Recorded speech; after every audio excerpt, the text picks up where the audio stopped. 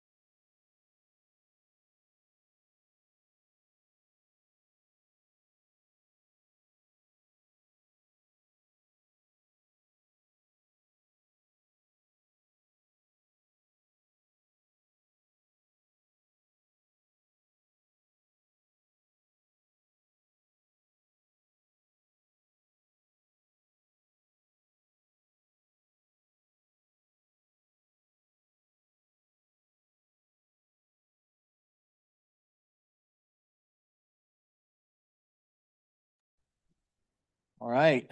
Good morning, everyone, and welcome to our Tuesday morning public meeting. We'll excuse Chairman Dahl. He is out of town today, and I don't see anyone for our invocation, so we'll go ahead and start with the Pledge of Allegiance, if you'll all please stand. I pledge allegiance to the flag of the United States of America and to the republic for which it stands, one nation, under God, indivisible, with liberty and justice for all. All right. I'll entertain a motion to approve minutes. Mr. Chairman, I move to approve the minutes. Your mic's not on. Oh. Okay, let's try it again. I move to approve the minutes. Okay, there's been a motion to approve our minutes from June 16th through 18th. Any discussion? Questions? Oh, okay. All in favor to approve minutes? Aye. Aye. Okay, consent agenda. Agreements, contracts, bid awards. We have an interlocal agreement amongst Clark, Cowlitz, and Wahkiakum counties to form the Southwest Washington Workforce Investment Area for the period of July 1st, 2025 to June 30th, 2029. Board correspondence. We've got letters and notices, a letter dated 6/24 to Adam Stein, appointing him to the Southwest Washington Workforce Development Council, representing the private sector, Cowlitz County. That's a 3-year term, expiring June 30th. Letter dated 6/24/25 to Adrienne Watson, reappointing her to the Southwest Washington Workforce Development Council, representing the private sector, Cowlitz County. This is a 3-year term, expiring June 30th, 2028. Also a letter dated to Corey Giles, reappointing him to the Southwest Washington Workforce Development Council, representing the private sector. That is also a 3-year term that expires June 30th, 2028. Another letter dated to Mike Bridges, reappointing him to the Southwest Washington Development Council, representing organized labor, Cowlitz County. That is also a 3-year term that expires June 30th, 2028. Letter dated to Ted Sprague, reappointing him to the Southwest Washington Development Council, representing economic development for Cowlitz County. That's a 3-year term that expires June 30th. For vouchers, we've got total vouchers in the amount of $5,469,963.29. And that is our consent agenda. I move approval of the consent agenda. Okay, we have a motion to approve consent agenda. Any conversation or discussion? Okay, seeing none, we'll move to vote. All in favor? Aye. Aye. Okay, we do have a public hearing at 9:30 this morning. And we're pretty much done, so I'll turn the time over to you guys if you have anything that you'd like to discuss.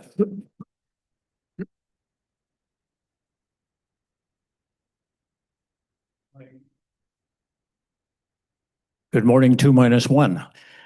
Last week, I passed out a proposal to you guys about a potential plan for behavioral health in Cowlitz County.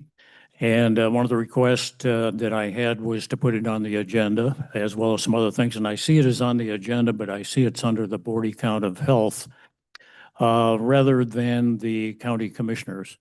And I would like to give you a couple of thoughts on that because I object to the placement of that under the Board of Health at this point. Two parts of my ask last week during my comments. Number one was that one of you guys on the council take the lead. And I believe that Rick made the comment that no, he felt it was you guys all operated as equals and it should be the 3 of you as opposed to 1. While that sounds good in theory, I have to fall back on leadership principles.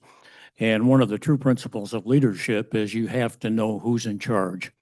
And when you have one individual in charge, that individual will accept full responsibility and run with the ball and make sure things get done.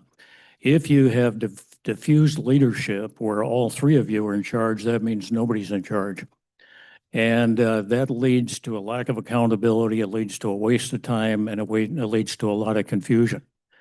Now, the other part of that, so I'm suggesting that no, we do need to have a single leader of the 3 of you. The other point that I made is that You guys, each one of you cannot divorce yourself from all the other duties and just take on the responsibility for this huge task that we're talking about. And so therefore, you need what I'm defining as a project manager, somebody that can actually go out and do the day-to-day coordinating, all of the groundwork, keeping everybody on board and getting all of the comments, getting them assembled, and then bringing them back to the individual in charge.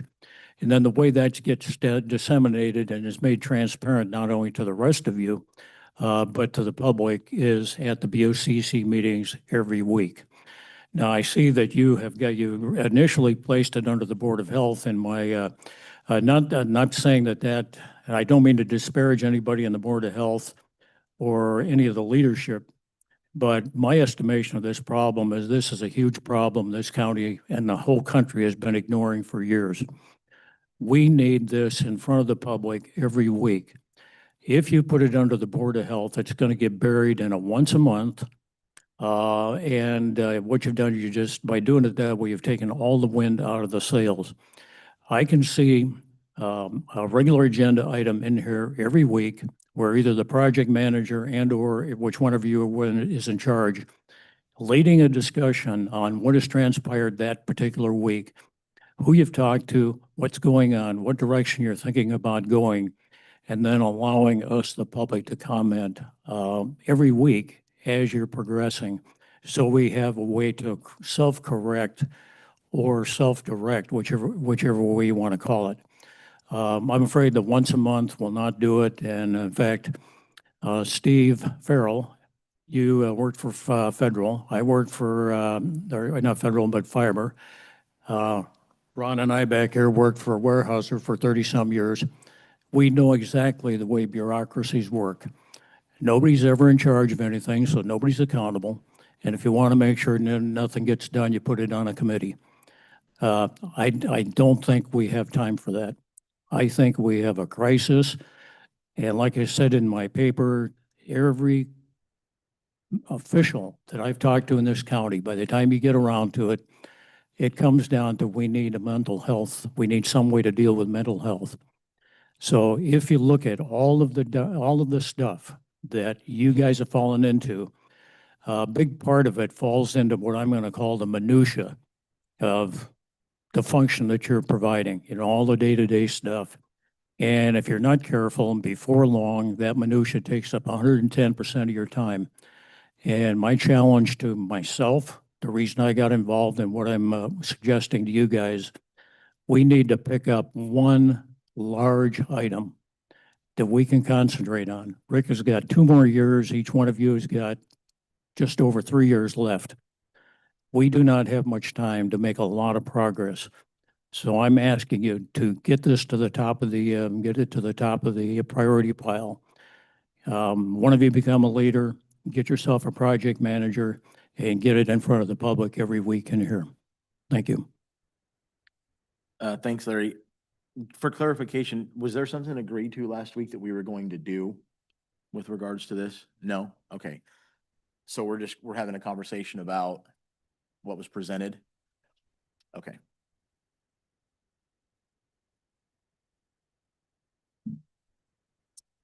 Good morning, Commissioners. Your key word, do.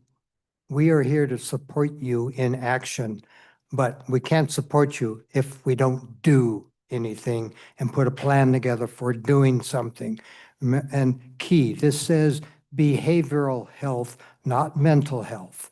So we're looking at behaviors and the opportunity for bringing behavioral health into focus in this county.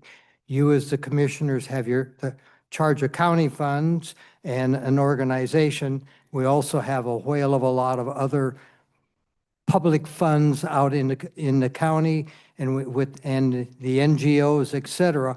But you are the only ones that can put a limelight on all of those funds and bring them together with the good staff that you have. So now is a cusp of opportunity.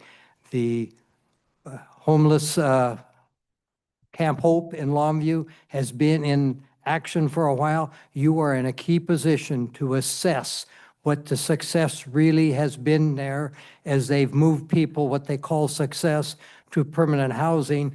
I would profess that probably, I assume that significant majority of that is not to independent living, but it's just to another form of subsidized housing. So that's all. Again, our money, we're looking at you taking charge and having a leader to lead the event.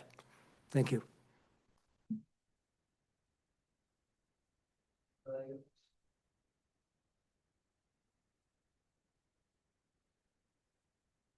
So anyway, you guys got to this before I got in the door. Here's the thing about this. I think that we're discounting the work of Gina James. I think that she does a great job. She manages all these things. You have a central point there in her, and I feel like if you'd attend more meetings, you'd see that. You know, she does a good job. I don't always agree with the Board of Health on everything, but we have so many of these things in place already. Like over in Longview, they got this behavioral health. I think the sheriff has that too, right? The cops come, somebody's not really that far gone or whatever, and they send another group of people over there, and the police go on, right? What do they call that team? Anyway, we got that. I'm not sure the sheriff, I think they might have that too, but you know, we've got a lot of levels of this frontline stuff going on. The reason it's not working out, the reason that you can't just take people, and the reason that we have the problem is we're not hard enough on it, you know, and it's like the people that are on the street and are not being moved up to something or something else is because they refuse treatment. We have the Broadway house, we have the teenage center over there or whatever they just built for millions of dollars. You know, we spent a crap load of money on this stuff already. And to me, I'm looking at this, just looks like you're adding another layer, another expensive layer. Would you think the stuff that's in place right now is great? No. Okay. I think you could. Oh, there you go. I heard you. No, my view's been pretty clear on this. You know, you need to expel the people out of here. You know what I mean? I think these are all wasted efforts, but to add another effort on there is just more waste as far as I'm concerned, as far as the practical part of it goes. The fact is we're relatively small population here, towns and counties, right? We're not a big city. Longview's got 40,000 people, I think, on the taxpayer roll or whatever. That's what they keep referring to, their population. And they're spending millions. Now they don't have money for the fire department. They don't have money for their police. You know, they had to make a new tax, get another police force, which we don't have yet, or they don't have yet. And on it goes. I just see this being another layer of something that A, we don't need, and B, isn't gonna work anyway. And it costs everybody a lot of money. It's a lot easier to run these people out than to try and just let them live on the street. That's not right either, you know? But as a population and the money that it costs, we can't afford this kind of thing. It's just too expensive. And I don't know what this whole proposal is, but you're just gonna add a layer and have another facility of some kind. We got facilities and programs all over the place. And that comes back to Gina James. She's the one that's got all that stuff. I was hoping she'd be here because she could, and I think she'll be at the Board of Health or something, but that's the person that you already have in place that's doing this. Does it all work good? No, it doesn't work good because the people that you're trying to help are unwilling to accept help. And those are the people that need to go. They need to just be out of here. Now, how you're going to enforce that with the way things go with the sheriff and the police department, I don't know. You know what I mean? But this just makes more, and it's more expensive, and we can't afford it. We just can't afford all these layers of stuff. My opinion is, if you want help, it's here. Lots of it already. It's the people that don't want help that are the ones that are out there on the street that you can't help. And it's not our job as a government or your job as a government to solve social issues. You know, Camp Hopeless was an experiment at best. That's what they said when they were setting it up. And of course it doesn't work. You know, it just goes on. And now we're going to get more. I'm for less and send the people out of town. Seattle, Olympia, it's good places for them. That's where they want them. Let's get them there. Get it, you know, they got even more stuff there that doesn't work. Okay. I think I'm unmuted now. Can you hear me? Oh, there you go. Yeah, go ahead. Yeah, so I hear a lot about these people in Longview that they don't want help, that we have support systems, we're already pouring a lot of money into the issue. But the problem I'm seeing here is, what are we helping them towards? I mean, are we pushing them towards a $400,000 house, rent starting at say 1,200, 1,400, an amount that you can't afford on a minimum wage salary or a entry level position, as it were, in retail, let's say? I mean, if these people come and get help, where do they go after the fact? I mean, they still don't have a employment history. You can't put together a chronological resume because you'd have massive holes in there from when that person wasn't able to work. And I just don't see what you're helping these people towards. And as for the suggestion of getting them out of the area, shipping them to Olympia or Portland, grow up. These are our people. They don't come from out of town.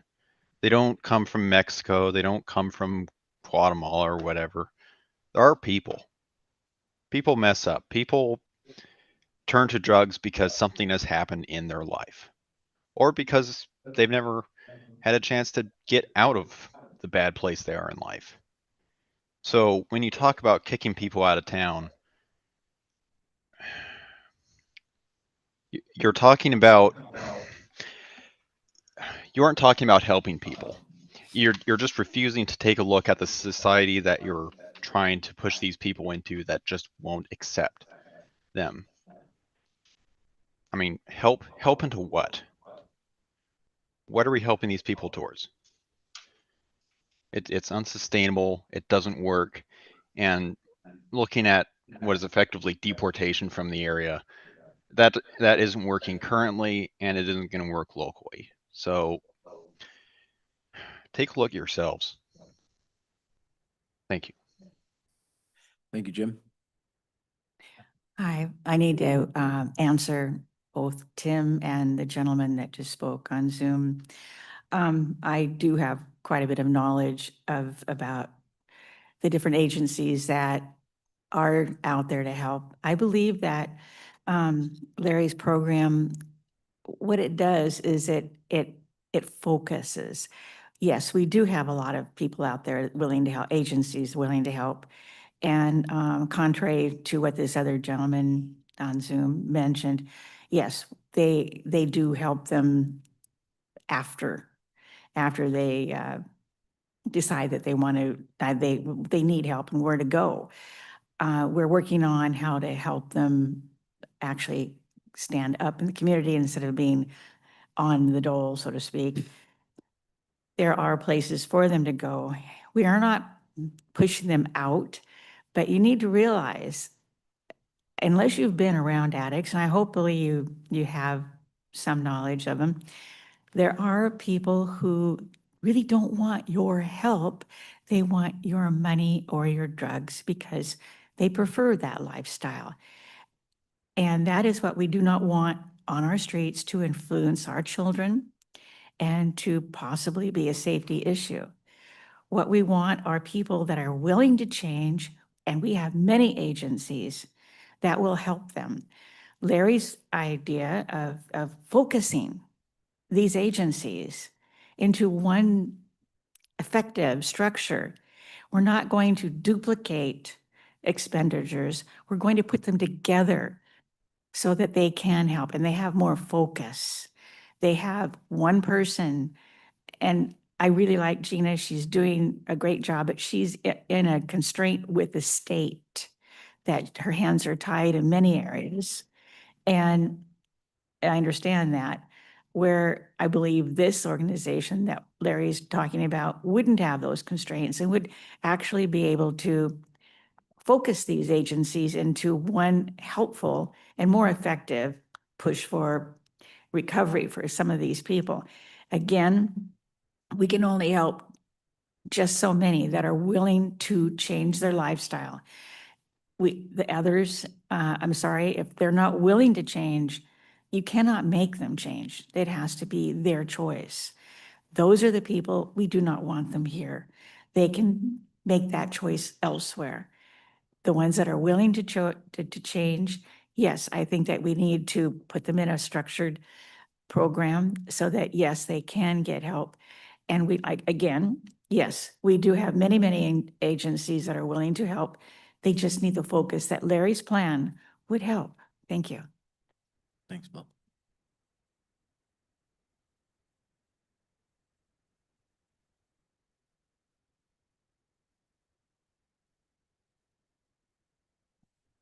Good morning, commissioners. My comments are, no one has mentioned the purpose of having an sort of an inpatient facility that actually does involuntary commitment is one of the ways you get people that are so-called unwilling to change or unable to change to have a chance.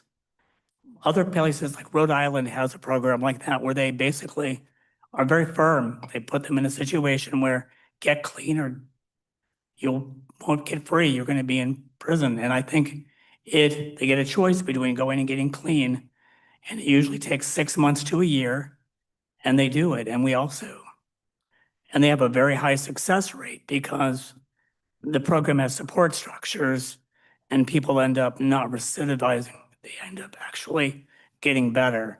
So there's no waste of money if you're helping people. As a Christian myself, I don't look at dollars and go, oh boy, that's too expensive. I look at how can we make this happen and how can it be realistic? And we also have people that really can't live on their own because they're not mentally capable. They're mentally ill, and we have no place to put them in this area. And the state hospital up north is full, and our jails are full of people who shouldn't be in jail. They should actually getting treatment, but they're being warehoused. They're in emergency rooms getting warehoused because there's no place to put them. So I, as a person who's been a care provider for many years, now retired, of course, I saw the warehousing of these people, and it's brutal and it's cruel and it's unneeded. We can find money. And also, the Trump administration is willing to put out money for places that do the kind of treatment I'm talking about that actually works versus just coddling people or ignoring them, stepping over them on the sidewalk, or just basically letting them die. We have a choice. We can do an organized type of organization that helps people. It can be done. Also, the Native Americans have a ton of money. They're going to be getting a ton of money from the feds for this problem as well. So should like to talk to them. Thanks, Bill. Yeah, thank you guys for all your comments. I will say we do have a public hearing here in 7 minutes, I believe. But I will say that everybody has brought up valid points, and this is something that it's an issue statewide. If you look at, I just read an article yesterday where the city of Spokane is looking at implementing something similar to this. There's counties throughout our state that are having to reevaluate their processes and the programs that they're funding when it comes to mental health and when it comes to substance abuse. I have been in communications with other county commissioners. I sit on the Great Rivers Behavioral Health Board, and we too are doing the exact same thing because what we're finding is we're putting a lot of money into things and we're not getting a desired result. The homelessness and the substance abuse is getting worse. in some areas throughout the state. And so it's something needs to be done, differently than what we're doing. And I agree with that.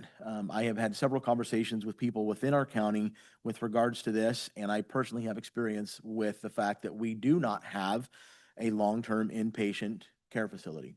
And it is needed. I just met with people over at the Hall of Justice, with Dallas, the new drug court coordinator, and we have some ideas that we have been discussing and working towards behind the scenes, trying to get some stuff going. Larry, I read your what you brought into the meeting. I did go through and read that, and a lot of that falls in line with what we're seeing and what we're working towards. Ultimately, there's going to be, this is an emotional subject. It's an emotional topic, and we're emotional creatures. Ultimately, what's going to happen is we're going to have some consent from the public as to what path needs to be taken. I think it's fair to say that none of us agree with the situation as it sits. I think we would all say that something is broken, something needs to be done. And I agree with you in the fact that somebody needs to take the bull by the horns, and we need to start doing something.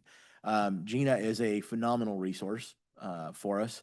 And I also, in having conversations with Gina and with other people, I also do agree with the fact that we have a lot of money that is spread out, that if we consolidated that money and put it towards one effort, we might get a desired result. I look at that as in my career, when I'm talking to people about paying off debt, everybody's, they have the tendency to send $50 or $100 to all their credit cards, as opposed to taking that $400 and putting it to one card, getting that card eliminated, and then moving forward. So I think the concentration of funds and resources, there's definitely something to that. When you look at how much money the county is spending, the municipalities are spending on homelessness, on substance abuse, and on mental health. So I'm in agreement. Something needs to be done, and we need to work towards coming up with a solution. I am all in favor of a long-term rehab center for mental health and for substance abuse.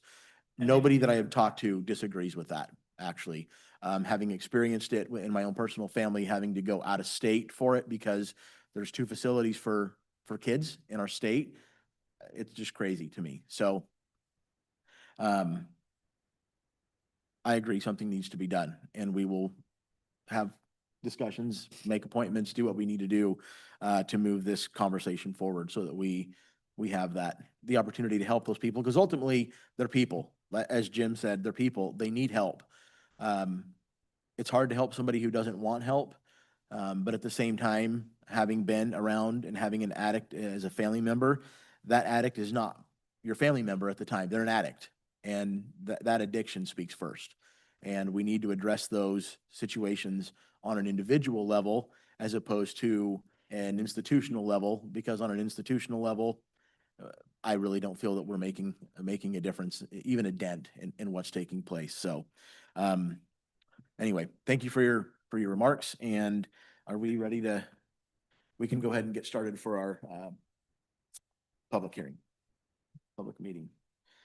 Okay.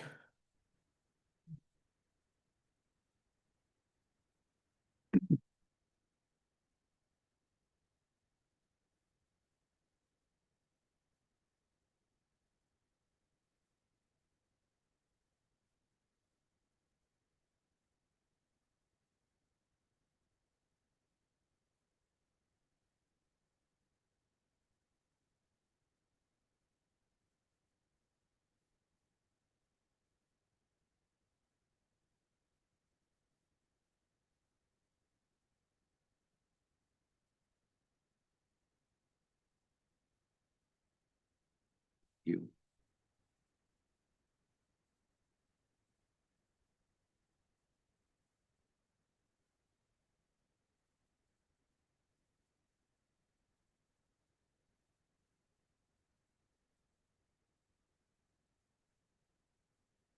All right, good morning, Board. Anna Lunde, Cowlitz County Public Works right-of-way agent, and today's public hearing regards a 10-year non-exclusive franchise agreement between LS Networks, Lightspeed Networks, also known as Instastar, and Cowlitz County. This 10-year non-exclusive easement is for telecommunications. Services provided are internet, ethernet, voice, carrier networks, and managed services. And the type of equipment they put in the ground is fiber poles, vaults, conduit, splice cases. They do have some aerial that attaches to PUD poles as well as a few self-owned poles. And so that is what is being presented today. They originally had in 2013, they started a 10-year franchise agreement that expired in 2023. So they're hoping to have a new franchise agreement to continue their services for Cowlitz County. And it's pretty typical to have these franchise agreements when we have easements with utilities being shared and Yes, things of that nature. Yeah. And this is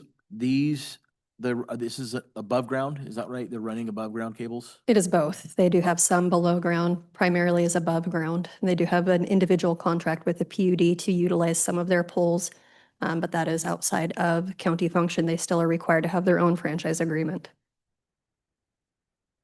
Do you have any idea how many customers they have? No, I don't. Okay. Okay, we will go ahead and open the public hearing to public comment.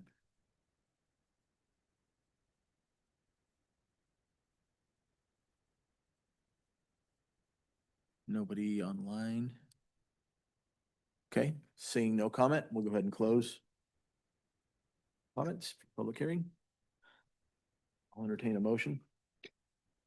Mr. Chairman, I move approval of resolution granting Lightspeed Networks a franchise agreement. All right, we have a motion. No comment. We'll go ahead and call for the vote. Those in favor? Aye. Okay, passes. Thank you. Thank you, commissioners. Thank you. Okay, we have a Board of Health meeting at 10 this morning, and just so you guys are aware, tomorrow's Wednesday meetings will be canceled. We don't have a quorum, and that's the 1:30 and the 2:30 meeting. So as far as updates go, July 9th, 2:30, we have a Rotary Foundation of Woodland at Scott Hill Park Sports Complex. And Thursday, July 3rd, the office is closed in observance of Independence Day. So, okay, there's nothing else. We'll go. Yes. Is public comment still open for the BOCC? Yeah, go ahead if you have something.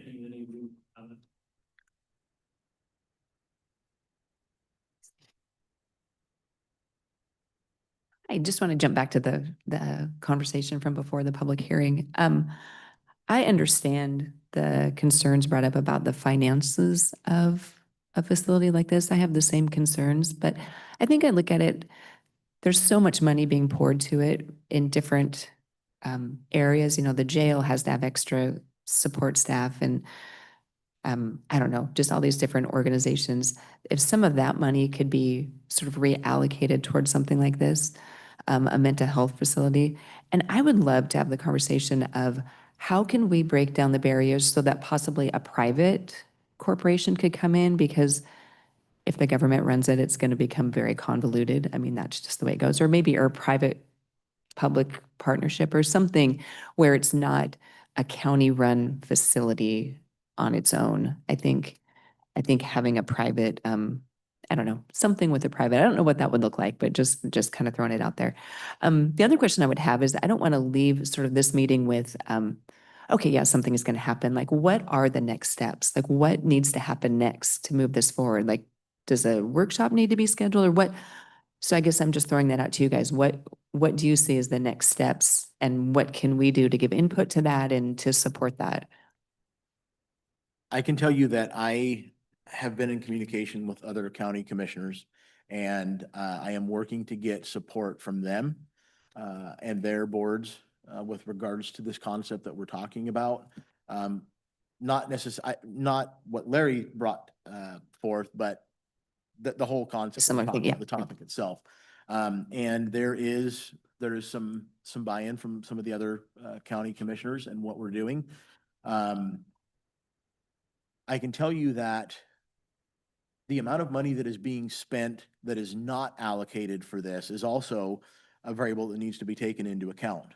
And what I mean by that is, how much money does it actually cost business owners and Yeah. everything, there is a, for lack of a better term, there's a byproduct, if you will, that is created by not addressing the situation. I agree. That also costs society money. Yeah, yeah. And that money, personally, I look at that, I look at how many times I have to pay an employee to go and clean up the hallway where somebody was sleeping and clean up feces and all the trek through Absolutely. the office and the carpet. There is a cost for all of that Yeah. stuff. And I believe that the taxpayers are getting double dipped on it because they're paying taxes to go to a program that isn't doing what they're paying the taxes to do. And then they have to pay money out of their own pocket to 100%. clean up a Yeah, lot of the yeah. mess. And businesses impacted, like I know downtown that like they probably make fewer sales because of the issues that are down there because people don't want to go there. Yeah, So it is I mean, it is a financial obligation, and being a fiscal conservative myself, I don't like adding layers of bureaucracy, as Tim said, to our government. I don't either. Yeah, But we're spending the money right now and we're not getting really anything Yeah. for it. yeah, So I'm for trying something different to see if we can get a different result, as Yeah. opposed to continuing down the path that we're on, throwing more money at it and not getting a different result. Yeah. And I think that you'll find there's a lot of people in the county who have influence over these types of things that are in agreement with that. It's time to try something different. And if there, I can't remember what the name of the program is, but look it up. Spokane is starting to do something similar to this Good. because they're noticing that something's got to change. yeah. So when you said you've talked to other commissioners, I'm assuming it's not these two, No. it's commissioners from other counties. So are you thinking like a multi-county sort of, I don't know, Yeah. deal We're or- looking at everything from Yeah. detention facilities to behavioral health. Yeah. Yeah. Yeah, because and I appreciate what Tim was saying. There are people who don't want to be helped, and that's going to be true with any population, right? You're going to get that, and you know what? Those people need to go to jail or they need to move on. Like I agree with that, but I do think there's a group there that could be helped, and if we can start that ball rolling and have a facility, and there are, to the gentleman who spoke online, there's a lot of people from other areas that come here. My husband was on a trial a couple years ago. It was a murder trial, and the guy was from Florida, and he said, I came here because there's a lot of free things here. So there were a lot of people from out of the area. So figuring out too, how can we serve our area and not have it be sort of a magnet for, for the world to come to. But yeah, I would love to hear like the next steps. Like if you, as you're doing those talks, if you could maybe just touch base on it every week and say, hey, I talked to XYZ and what can we do to support that or help or whatever, that would be really helpful. Yeah. Yeah. Well, and let me touch on the issue of transient. Mhm. Okay. At church, I was responsible for the transient population in Cowlitz County for 3.5 years. And I can tell you that I bought multiple bus tickets and train tickets and took people to different areas because they were going back home. Yeah. Multiple. So Oh, I and I know. would probably say 40% of the people that I helped were not from here.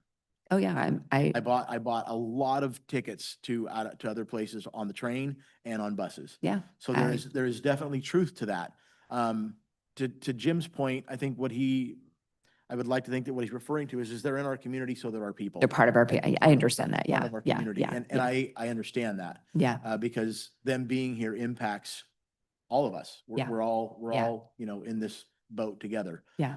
So, Yeah, no, I can appreciate that. I think we just have to be careful about, and I don't even know what this would look like, but if there's some facility here that's helping people and gives, this care, I don't want Portland shipping their people here.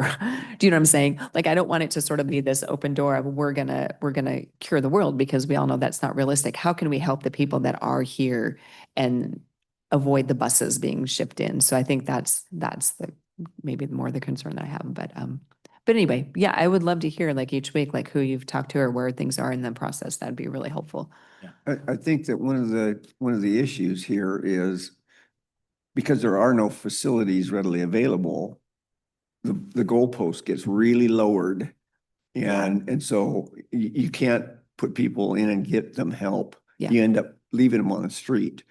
And people that should get help are out walking on the street and yeah, some people want to be that way and live that life, but there's also people that can't make a good decision for themselves.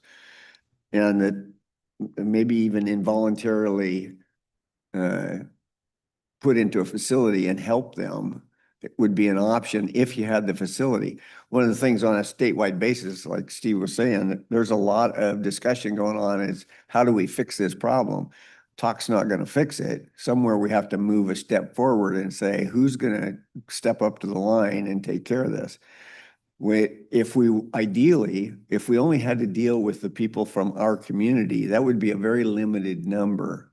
And there are a lot of people from outside the area. I don't want to push people out of our area that are our people, that people For sure. from this area. Yeah, I don't want to push them on somebody else, but at the same time, I don't want other people pushing their people on us either. exactly. Yeah, yeah. So if you Yeah. could balance that out and say, hey, where did you come from? Go back where you came from and let them help you. Yes. If they had the facilities. So the complication keeps coming back to where do you put somebody when you don't have facilities? Yeah. So- Yeah. I don't know. I think there could be a whole discussion around that. You know, if we had a facility and if there were extra space, what could we do with it? I don't think there's going to be extra space in any facility. So I don't know. I don't know what the answer to that is. That's If we had beyond what a I've thought through, facility but- that would house 100 people, it'd be filled up overnight because Immediately. other counties would be saying, hey, we'll pay you to take our problem.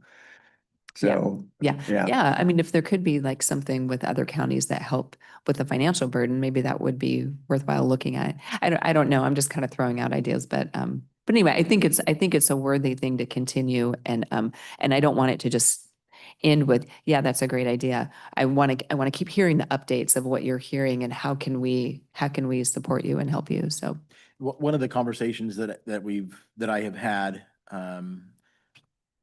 if you guys remember when Trinidad and his team were here Mhm. and they were talking about the involuntary, they have the power to do that. There's two places that they take those people right now, the hospital and jail. right. And guess what? The term warehousing people, that's essentially what we're doing. And the problem with the jail is we take them to the jail. And if somebody does go through and say, yeah, this person has mental health issues, they're the only ones that can be in a cell. I So know. now it creates issues for us being able to take in people who are breaking the law Exactly. into our jail system. Exactly. People at the hospital, same thing. So the one thing that I, in my conversations with people that we keep going back to is what Commissioner Farrell just said, where do we put these people? Yeah. And Yeah, there I isn't agree. anywhere for that right now. I agree. I totally agree with that. And it is a huge, I know, like, I think it was maybe a year ago, maybe it hasn't been that long, that the commissioners, the previous board, had to approve this huge budget change and salary changes for the people in the jail because of everything they're having to deal with. I mean, they're having to deal with so much overtime and all these mental health issues that they're really not trained. That's kind of not their area of expertise. So yeah, just all the finances that would be saved through those lightening their burden, maybe some of that money can be refunneled towards something like this. Anyway, you get the idea. Yeah. And there's another part of this that I want to make sure that we don't lose sight of. And that is, and it's not the money part. These are human beings. These are people who need help. And in the program, the way that it's set up right now, going into the institutions that they're going into, they're just going into a holding tank until they've calmed down or until they've sobered up or whatever the situation is. And then they go back out onto the street. And we're not doing them any justice. We're not treating them as individuals who have a need, a medical need. And that's the one thing that I really liked about what you had put in your paper, Larry, is that treating these people as individuals, just like if I went to the doctor and I had a need, he's going to treat me individually for what my needs are. We don't have that for these people currently, for the people who need that help. And I think that is a key component to making this work. So Steve, when you've gone to the different districts or parts of the state, how are they doing it? How are they Everybody's taking? Spokane is the only one that I have seen that has instituted anything differently. They're all in the talking phases, trying to figure out Just- what they're gonna do. Just like us then. Right. Okay, now I grew up by Western State, similar, very, not real close, but fairly close. And I know there's a lot of bad things were said by that, about them, about that. But my mother was in there for alcoholism, okay? And honestly, there's a lot that went, it was quite a few years ago, but still, I know you said warehouse, but sometimes, like we have 3 gentlemen in Castle Rock, one explicitly that, you know, I mean, he's not doing himself any favors by doing what he's doing. And it would be definitely against his wishes that he would go there, but he really would, he would benefit by being warehoused. I mean, I feel bad about it, but he's, no matter what the weather, no matter what happens, he's right on the corner of the Shell station by exit 49. And I mean, the pouring rain, the cold, the heat, whatever, he's not taking care of his own welfare. And so being warehoused basically it would be to his benefit, even though it sounds really bad. Sometimes a person is mentally, basically, that's what they need. And I know you don't want to hear it because they are a human being, and we need to take care of their emotional needs as well as their physical needs. But there are moments and there are times, because I visited my mom out there, that mentally that's basically all they can handle is being warehoused. They're living in their mind. I mean, psych was my major in college, okay? And although I didn't graduate, but it was my major.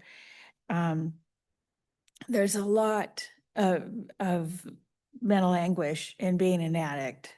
My mother was, and still of alcohol. Still, the thing of it is, they can't handle themselves. They have a point where they have to be, I mean, they want to be cured, but a lot of them have gone past that.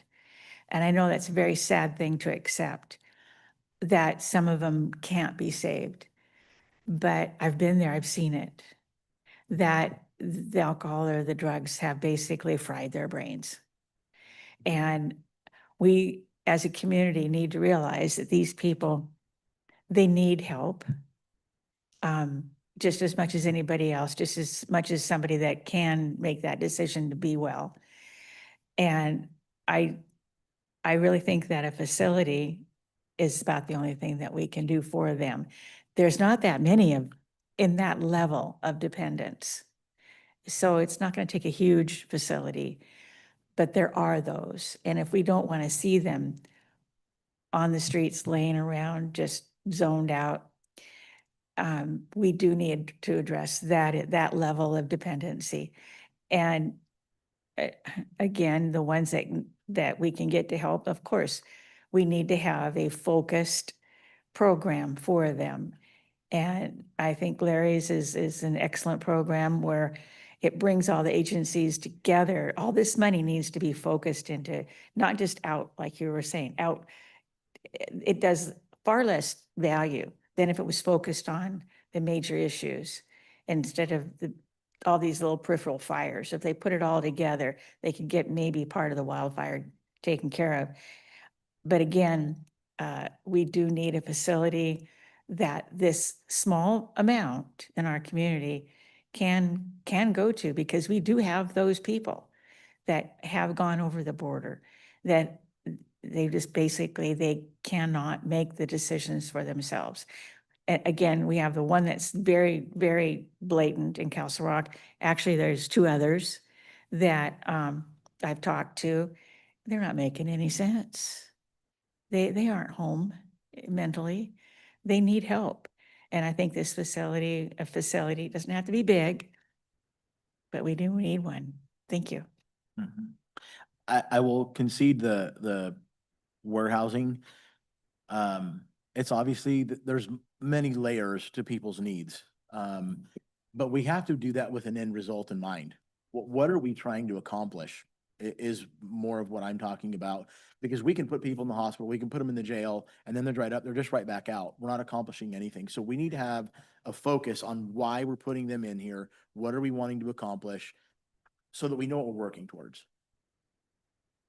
Well, there's a difference between somebody who's got mental health issues from drug addiction versus dementia or those types of diseases for elderly people that get into that problem. And so adult family homes or those types of things would be an appropriate place for somebody that's up in years and their quality of life has gone down. And you would hope that they would have family people that would be responsible enough to help them. That doesn't always happen, I know, but that's the way it should happen. Anyway, go ahead, Larry. What kind of disease is it where we got a bunch of retired senior citizens that keep coming to this meeting? Maybe we need a facility. A couple of comments. I agree wholeheartedly that we do not want this long-term to be a government-led program. We have had no leadership. That's the reason we're in the boat we're in. But at this point in the process, we need somebody at your guys' level that can bring people together and start the organizing process. And if you look in the paper that we presented to you, we kind of vague, but reading between the lines, there's all kinds of different organization structures that this could be converted to once we actually get it organized. So yes, none of us really want to add another layer to government, and I certainly don't. And I think probably neither one of you do either. So I want to make that point clear that we don't necessarily need to stay a government program. We need to get the thing organized. And then you guys, as part of whatever leaders you bring together, figure out the best way to do this long term. The other thing I wanted to point out was resources. When you start looking at all the different organizations that are involved in this, I'm going to use St. John's as an example. I don't know the exact numbers. I did spend some time with their director of behavioral health, but I forgot to ask him this number. They currently have 22 beds devoted to, I'm going to call them broadly, mental health. I don't know what the breakdown is.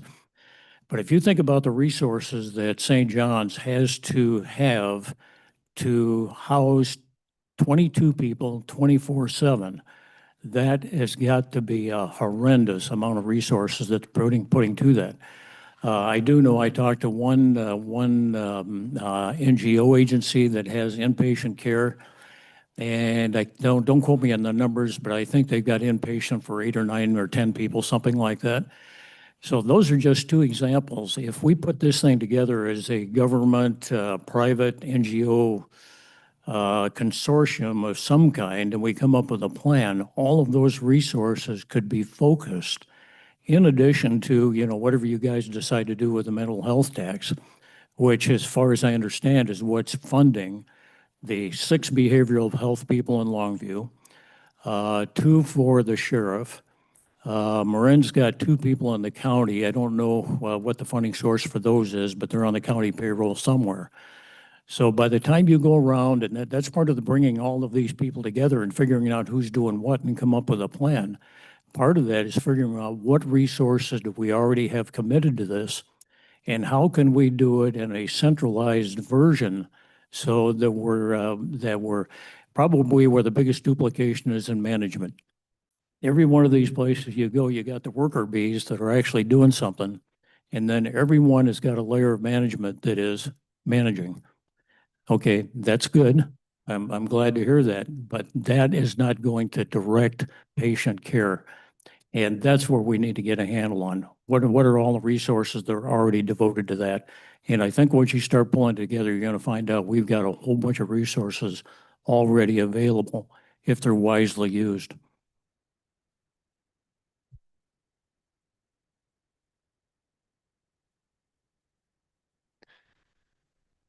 I got 3 minutes. So I'm just going to say, It was mentioned that Rhode Island has this program, and they do, and it is a working program, but their choice is take treatment or get out. That's how it works in Rhode Island. I know over at the Veterans Board, they have like almost $1 million, if not more than that by now. They can't find a homeless veteran to help. I mean, they just got no connection to get out there or they're in any around, you know what I mean? There's a bunch of money that just sits there and it's a tax money, which, don't like that either. But the fact is that there is a solution to this, and I see these guys as people. And, we go on about being homeless or whatever, but, they are people. And the way that they're being treated or managed is not humane. It hasn't been in the decades that I've been watching this go on. There's a solution. I've mentioned it before. I'm not going to go on every detail, but it's tuberculosis towns. We used to have tuberculosis towns. You had tuberculosis, you went to this town. You couldn't leave. And then we took care of you, We medicated you, we fixed your problems, delivered babies, performed burials. It's the whole society thing. And eventually we solved tuberculosis, and these towns got converted into cities then that are Pasadena, California is a kind of a example that you would think of. You could have heard of Pasadena. That was a tuberculosis town in the beginning. That's the solution that we have to have. My point, it goes on, is not really government's job, especially at city and county level, to solve this problem. It's not, and that's why for decades it's been failing. And so, and one last point, and this just goes back to this day over at Longview City Council when they're doing their special resolution on this stuff. I just see a lot of rich people, a lot of people with properties, and a lot of people that want this some kind of thing for the taxpayers to do. Why don't you just do it yourself? Or, and where is the organization of all the churches in all this? You know what I mean? Because really, if you're a Christian, why can't the Christians get together and take care of this? Why you got to put it into a government thing where it don't work? We already know government has never solved this, never will. It's just not, it's because it's not a government job. And so, my challenge would be for the amount of people that got out there, if all these Christians that come around talking about being a Christian, just go take one. Take them to your house. See how that works out for you. Okay. Thanks, everybody, for joining us this morning. We'll go ahead and adjourn for our Board of Health meeting.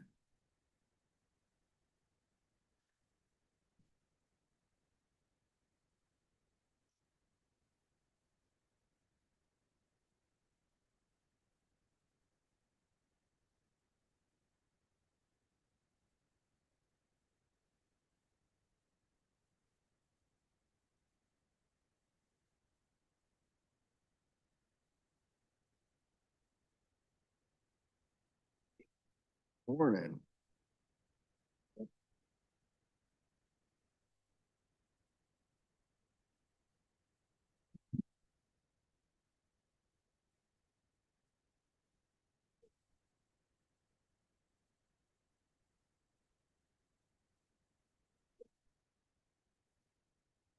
I ask you a question? Sure. So, and might not have the answer, so don't feel bad. No, it wouldn't be the first time I didn't have answers. So I found this from the Cowlitz County Strategic Plan from 2016 to 20. Okay. Is there a current one? No, Okay, no, I think, couldn't find one. I'll have to look. I've got a copy that was left when Dennis left. It's laying on the table in there. I'll take a look and see what the date is on the one that I got Okay. in there, Okay, but when I talk about this, I'll say, I'm uncertain if there's Okay. a more current one. Okay. This is, okay. all right, Thank you bet.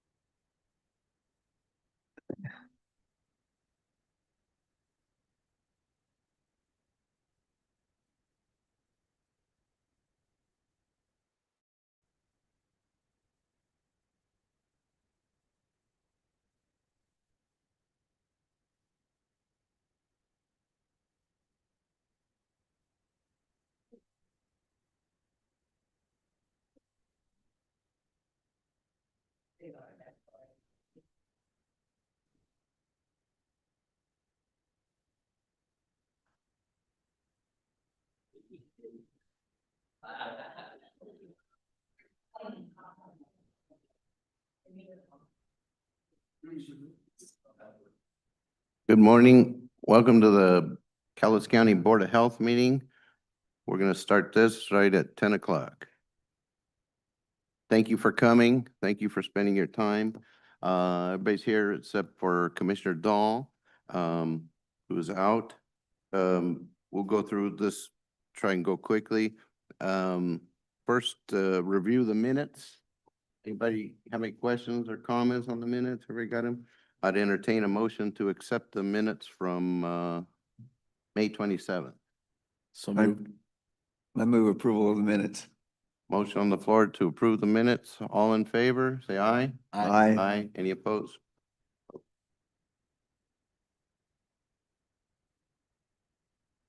And is Carol here? There's Carol. Hi, Carol. Thank you for your time. I'm sorry. I know you've gone over this many times, but we just want to touch on one slide of the opioid settlement. You got that? Thank you. Thank you very much. I just have quick questions. So, most of you know the Washington State has entered into some lawsuits with several manufacturers and providers. Anyways, it ended up into a bunch of money coming to the county in the form of lawsuits. And you can see it up here. We have $2.7 million. And I just wanted to clarify a little bit with that, Carol. Is that coming or is it in the bank? Good question. So that amount there, the 2.7, is what's in the bank. Opioid settlements will come to us in a lot of different increments. They're not monthly, they're not quarterly.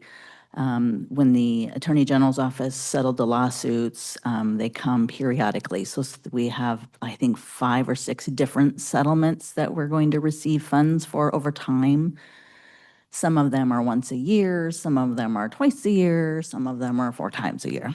So it was just easier, I think, for us. We do have this overview, and I put a few here on the table for the audience.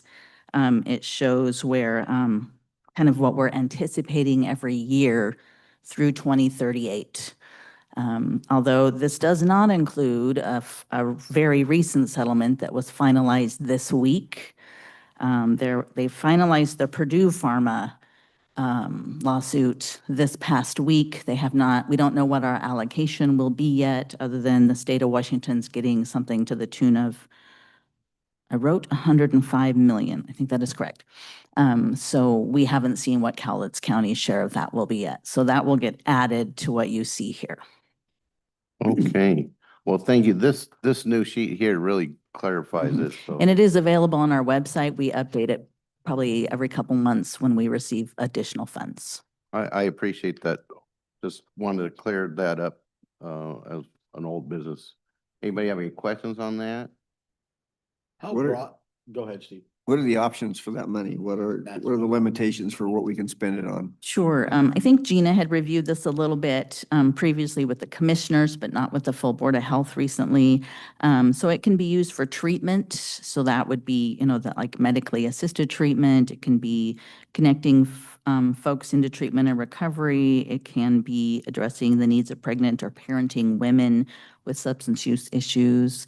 It can be used for prevention, so preventing the overprescribing of opioids, the misuse of opioids, preventing deaths.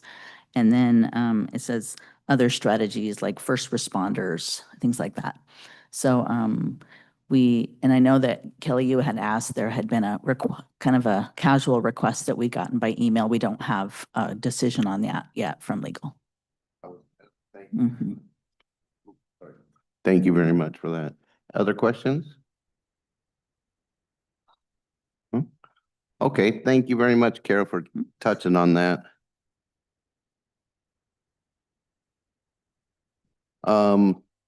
Which brings us to new business. So just switch 2 things. I kind of miswrote it on the on the agenda.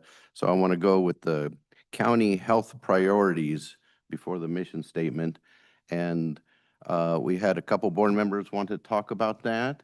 And sorry, my memory, I don't remember if it was Karen or Lorna. Karen, sorry to, did you want to talk about it? I don't mean to put you on the spot. Nope, no problem at all. Okay. So, yeah, I think we've all kind of alluded to this, but I think it would be helpful if we outlined our priorities as we see them for the coming year, 5 years, don't care about the time frame, just so that we know what our focus needs to be.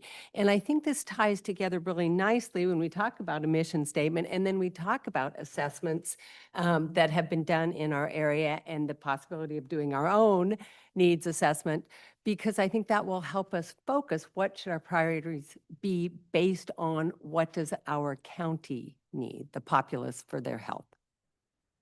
So I just want to start the discussion. I appreciated the links that you sent in your email and Dr. Krager's email with regards to that topic as far as what are county priorities and issues. And I'm glad that we're doing this because it's something that we just spent 30 minutes talking about in the previous meeting, and that is prioritizing resources and prioritizing our focus. What is our mission? What are we working towards? What exactly can we change and what can we influence? And let's not spend time on things that we can't influence and we have no control over. So I'm glad that we're doing this, and the information that Dr. Krager gave us in his email and that you provided in those links was very informative.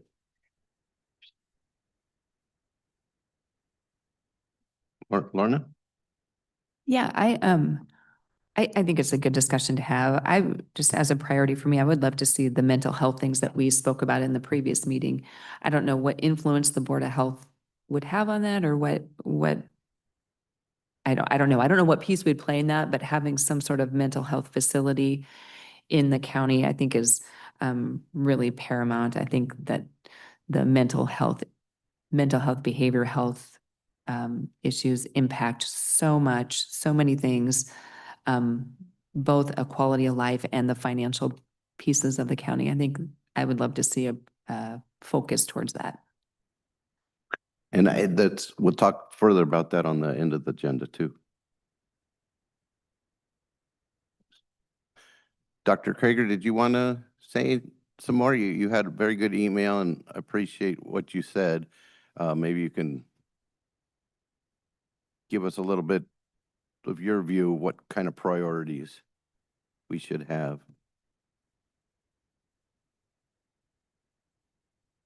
Thanks, Chairman Kelly, or Chairman Lane. This is, Steve Krager, Health Officer for Cowlitz County.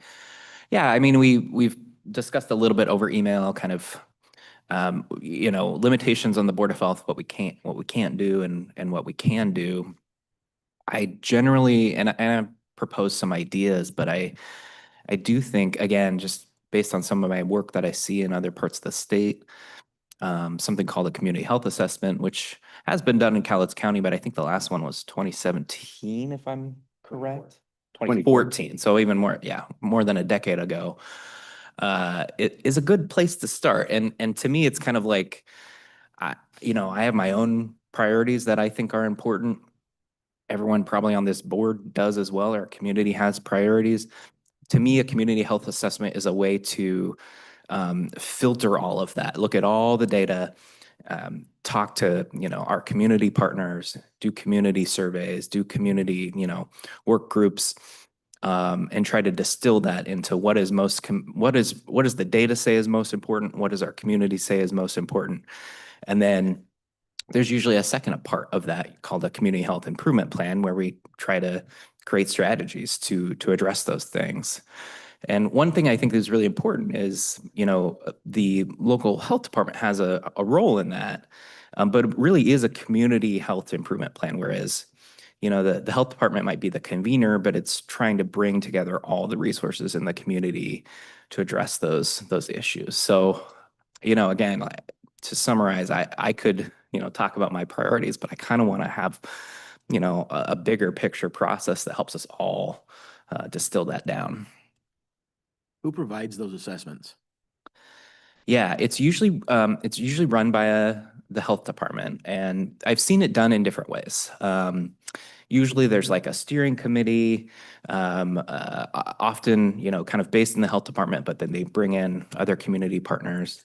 I've also seen other counties, and I'm trying to remember off the top of my head, really where they will contract out to some, like local contractor, local business that does this type of work for businesses or maybe for other health departments. Or they really drive the bulk of that work. So it kind of depends on what you all want and what resources, our department has. I would say that I have a copy here of the 2014 Community Health Improvement Plan. And you say that comes after the assessment? Yeah, assessment is kind of like data collection, right? We pull data from all these sources and try to organize it in a way that makes sense. And then the plan is kind of like, okay, we have all this data. What are the most important priorities? And then what's the strategy for how to try to improve them? Yeah. So we should, everybody, I don't know if you probably haven't seen that then, the new commissioners. We should, No. Kelly, can we get a copy of this 2014 Community Health Improvement Plan sent to the board again? I've been through it and it was a lot of work that was done. I'm kind of thinking it didn't go anywhere. That's the worry that I have, is this is an expensive report that had a lot of work put into it. And then, well, for 11 years, I guess it's been kind of ignored. But on the other hand, the key findings is, and I'll just read it. I've read it before a couple of years ago, I think I said, but the county health priorities that they came up with are 3. 1, ensure healthy starts to life for all children. Improve healthy habits for residents of all ages. And 3, increase opportunities for economic success. So I guess I would ask, I don't know how they arrived at that. What data from where do you go out and gather to try and even put that assessment together? It's a great question. There are actually kind of guidelines that most health departments use, usually from the National Association of City and County Health Departments or Health Organizations, NACCHO. And they kind of have, again, guidelines, and it kind of lists all of those different data sources. This is not my area of expertise. I've been involved in them, but from what I remember, it's, we have lots of different sources of data in terms of data collection. There are kind of national surveys that occur that hit people in Washington. We have local surveys. We have all sort of hospital data. We have all our public health data that we collect. And then, so a lot of it is accessible now, but it takes a lot of work to kind of pull that together, right? The other piece that I think is important is some of the community engagement part, which is where, I say we, but what I've seen in other places is, surveys sent out to the community, a lot of outreach trying to elicit feedback. What are your priorities? What are, from the citizens, where do you see barriers in health, or where can we improve? And then, part of that is working with various nonprofit, with business organizations, the same thing, and trying to elicit feedback from them. So it's a lot of like static data sources that we kind of have access as well, but then a kind of community driven way to elicit more data. So to add on that, I'm just going to give you some examples of how some of these reports have been drawn together. This is the Peace Health Community Health Needs Assessment. And what they do, they conduct a thorough review of public reported data from national, state, and local sources to assess the community's needs. They also then convene community stakeholders from multiple sectors to review the data and provide feedback. And so theirs is about data collection analysis. The Lower Columbia College Head Start Community Assessment, they do it by combining quantitative data analysis with qualitative insights, which I think are needed for our community, because you can get all the quantitative data out there, and it still doesn't tell you how does it affect the personal experience. And I think that's where the qualitative piece really comes in. We want to know what our people are experiencing. And so that's another, it pulls it together. The Alice report is available. This is a state report, and it talks about, Alice means, I always have to look up this acronym,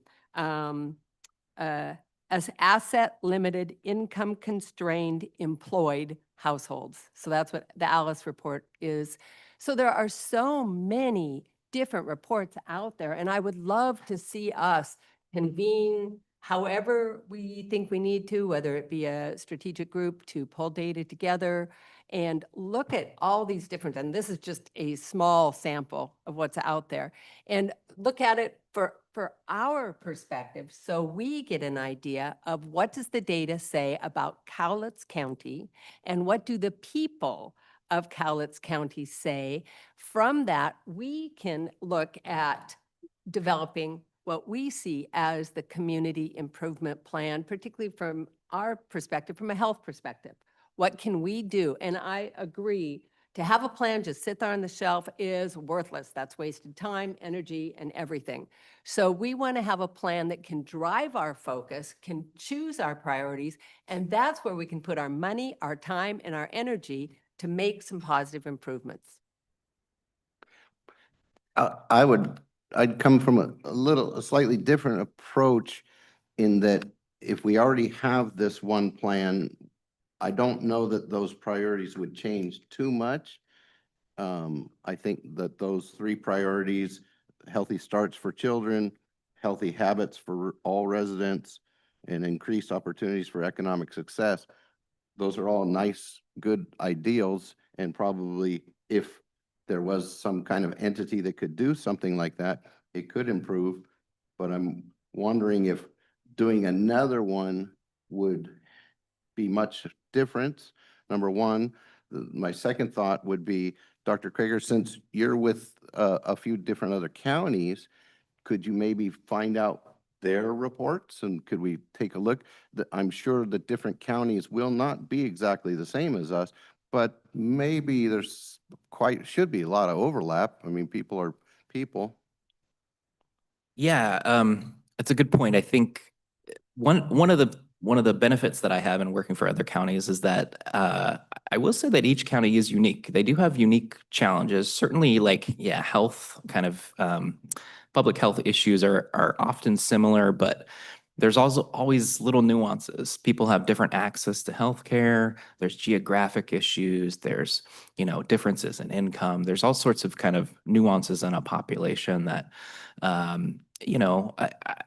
Cowlitz is a unique place. I think that's just true. That's true for each county that I work for. So, one idea that I had when I was thinking about this a little bit is we have that community health needs assessment from Peace Health, and that's something that they're required to do by law, and so they do it, I think, every 3 years. We could focus on data that we don't have to focus on the data that they have already collected. We can do our own priorities too and make it a little bit more limited since they've already done a lot of work around that. That was one thought that I had. But I can certainly send out, let's see, I know Walla Walla has recently completed their community health assessment. I wasn't a part of it because I just joined them recently. Benton Franklin is currently starting the process, so I'm going to be a part of that, so I can kind of also give you a report of kind of what it looks like from the beginning. Let's see, Mason County, I'll have to think about where they're at in theirs because I can't remember off the top of my head. But there are lots of other examples, and I sent you Wahkiakum's just as like a local one. They're a small community, so they don't have the same level of data, but they had a really nice process where they brought in a lot of community stakeholders and citizens, and I don't think it was a ton of work, but it was work, and I do appreciate both of your points about, what we do with a plan, right? Like if you just let it sit there, yeah, what's the point? So what I would hope from whatever is produced is that we have some concrete steps, right? We make some concrete directions. Maybe it's spending money, maybe it's just creating a group that has some specific tasks and goals that they're going to work towards. And then, you all kind of monitor that or something. There's lots of different ways to approach it. So anyway, those are a few of my thoughts on the matter. I think that that's a good place to start. If we can get the one from Walla Walla and any others combined with the one from 2014, plus the Peace Health one that's just released, and then even the federal report that has just been released too, at least the board will have some reading material to think about. But I agree with Dr. Krager. You gotta get all this information. You do have to kind of come up with something to do if it's government's role to do that. Well, and I'm somewhat cynical about things like this only because, for example, rephrasing here, but creating healthy habits or whatever number 2 was. I don't think that it's any mystery that bad habits are not healthy for us. Yet there's a line at the drive-thru at McDonald's. People vape, people smoke, people drink. I knew I should have woke up this morning and worked out, but I chose to sleep an extra half hour, right? So there's the agency that's involved with people is where I sometimes wonder, are we being effective in spending time, energy, and resources in those types of things? Because they're going to do what they're going to do. Like I said, everybody knows that those things are unhealthy for you, and yet everybody still does them, right? And so to me personally, spending time and energy on those types of things, I feel would be not a good use of our time or resources, only because they're still going to do what they're going to do. I would rather see us focus on things that we have influence over, that we would be able to say and identify, this is what we want to accomplish, and know that we can get there. I'm not saying that I'm against, but look at all the programs the government started. Dare to keep kids off of drugs. You could just go down a litany of programs, and yet we still have a ton of unhealthy people who are obese and eat unhealthy. I'm one of them. I just had pizza yesterday, right? So those are the types of things that I don't know that are good for us to spend our time and energy on. Personally, I think that we need to focus on areas that we can actually have influence over, if that's what we're going to choose to do. I agree, but I'd also like to add this perspective on that. Healthy habits, right, and encouraging healthy habits. We can't control individual behavior, but we can set people up toward success. So, for example, having the lovely walking path around Lake Sacagawea, lovely. That, to me, is promoting healthy habits because it gives people that opportunity to go out there and walk in a beautiful place. Even the walking trail in Castle Rock, same thing. So having activities that people can participate in, readily available. Having healthy food choices readily available.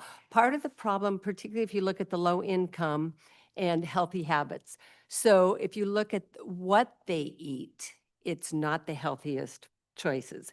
Not because maybe that's what they choose, maybe it's because that's what they have available.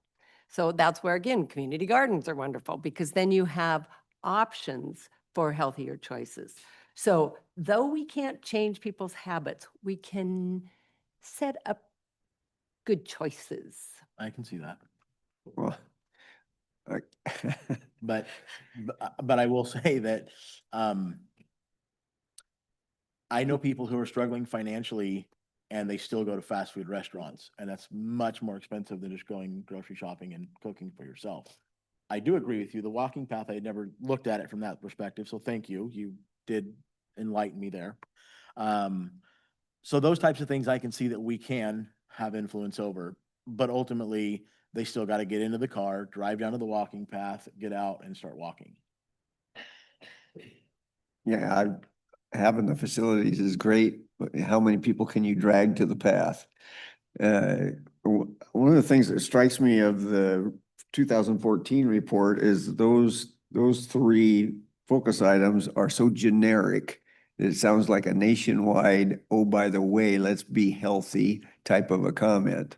There's no specific focus on Cowlitz County. And it sounds to me like national surveys and everything took over looking at Cowlitz County, and we put such a generic plan together that there was no way to make it work. And then it went on the shelf and we said, hey, we did this pretty little thing. Here's this, look at how wonderful this is. And it's got these three generic goals, but they're worthless.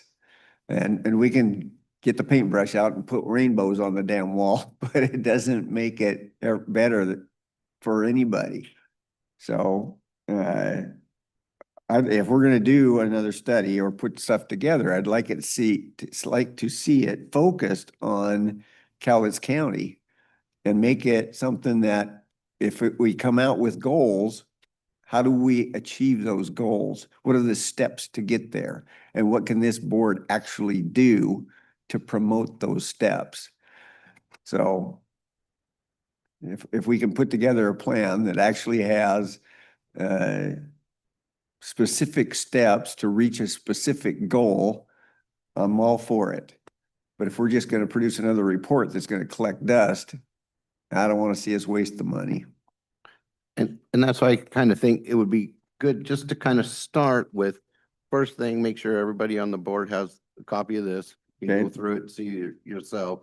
Then if we can add to it with some from other counties, from Dr. Krager, plus Peace Health, at least the board will all kind of at least be on the same page of being able to have read what's in there. Right. And what the possibilities are. But my personal belief, to throw it in, I guess, is that the government should not be telling people how to live a healthy life, that the government should protect the liberties and rights of the people first. And I kind of, this is not well worded, but the right to pursuit of happiness is actually above public health, in my opinion. And I will say it this way, that if any doctor, I'm sure Dr. Krager would say that cliff diving and jumping off of parachute towers, stuff like that, is probably not the best health choice, but people make it. So I would like to give this person who wants to jump off cliffs his right to pursue his happiness. If he dies doing it, it was his risk that he knew that he was going to take.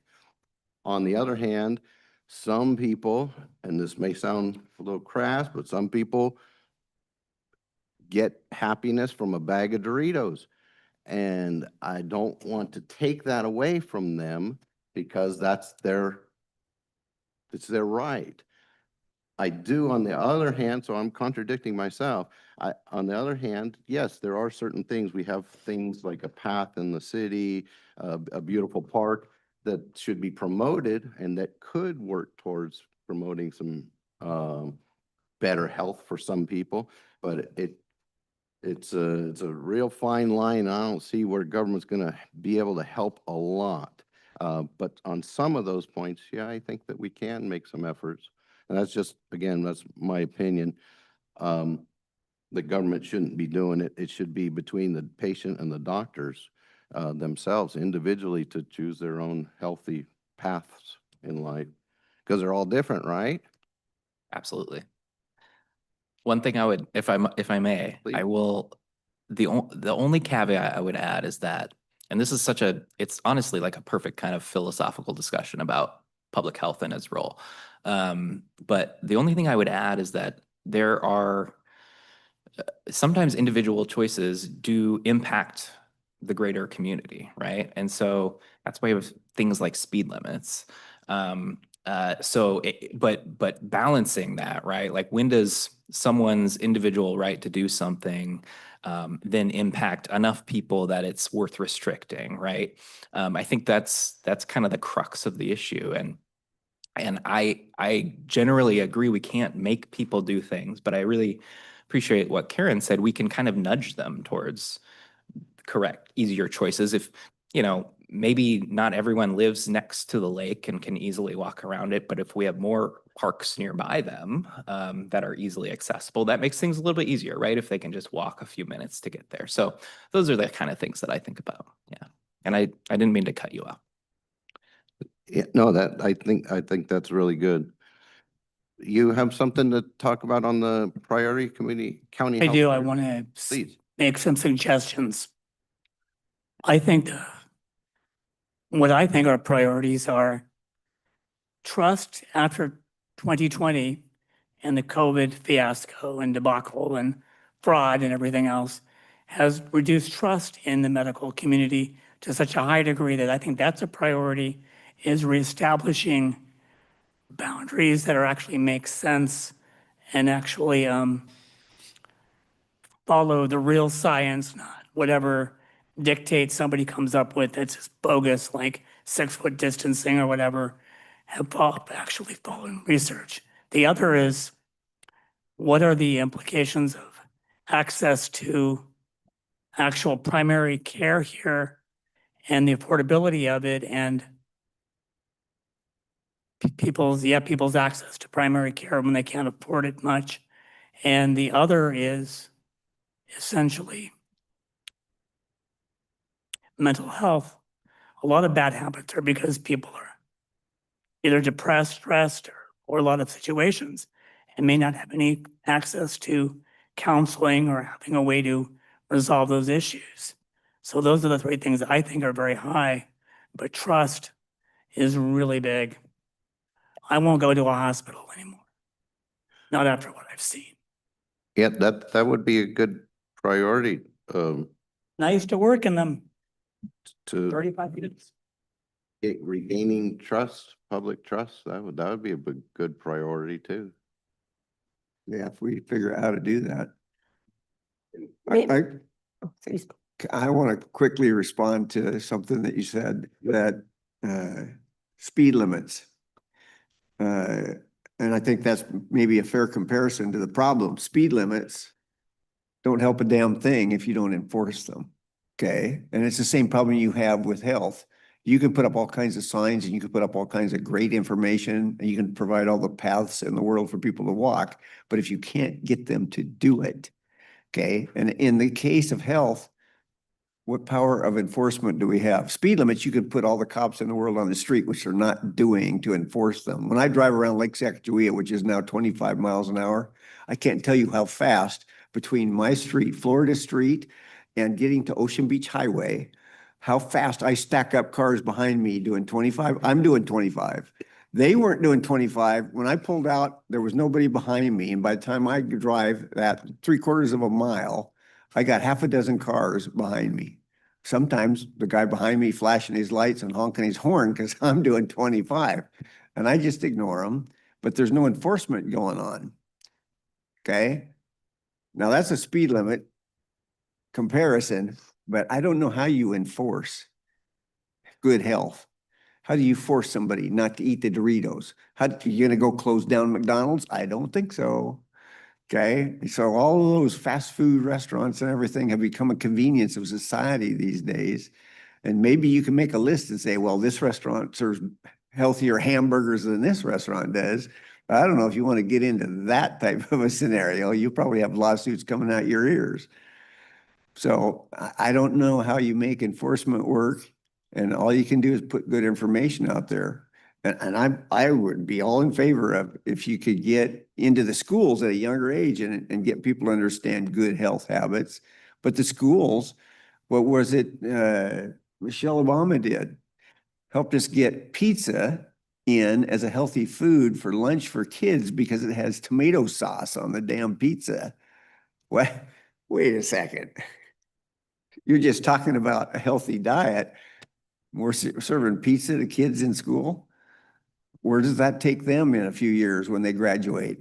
They learn the fast food habit just like everybody else does. And it's so easy.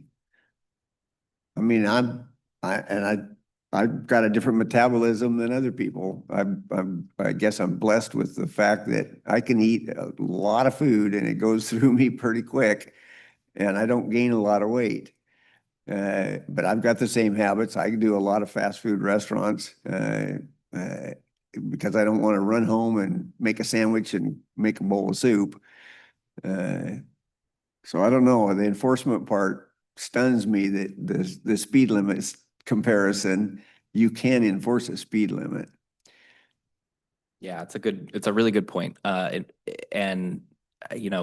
not a huge fan of enforcement in general. I just, I think it often drives kind of resentment, at least around health. So I will just go back to, at least providing options and making it easier for people. One thing I've seen in other communities is like, farmers markets and providing vouchers, right? So then you're supporting local farms.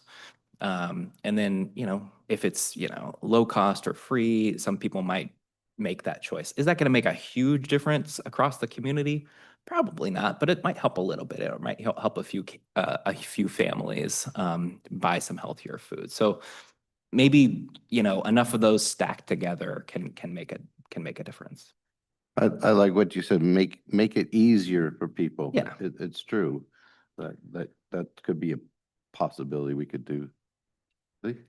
So, great discussion. I really appreciate all the discussion, and I agree, you cannot enforce health as a healthcare provider in the past.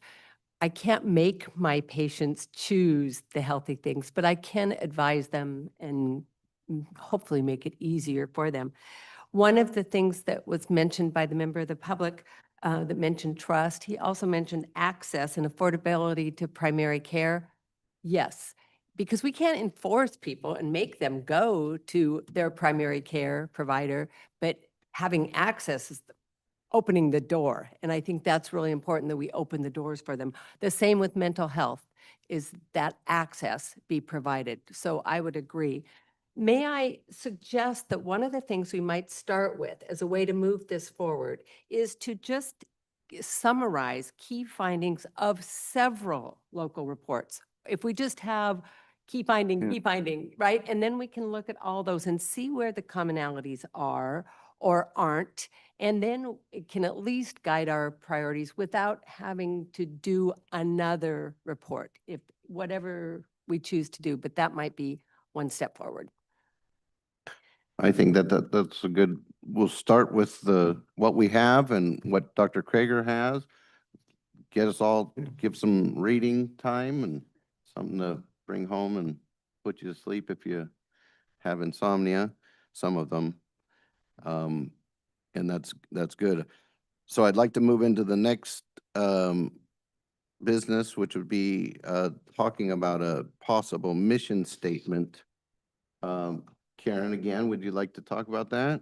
Gosh, I think I'm owning the mic today. Sorry about this. So when I became a member of this Board of Health, one of the things I always look for is, what are my duties? What's the mission?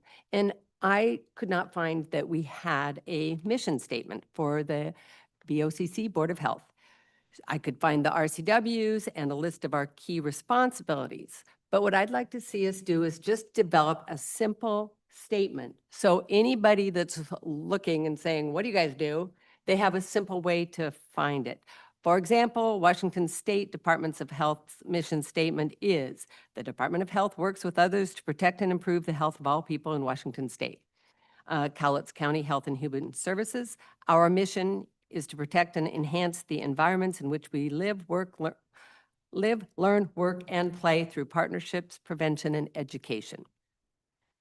I understand, because I've been through the process of writing very many mission vision, value statements. It can be long and arduous, and I would just like to take some of the work out by proposing a simple mission statement that kind of draws everything together. And I just would propose the Cowlitz County Board of Health sets policy and provides oversight in matters that affect the quality of life and health of Cowlitz County residents.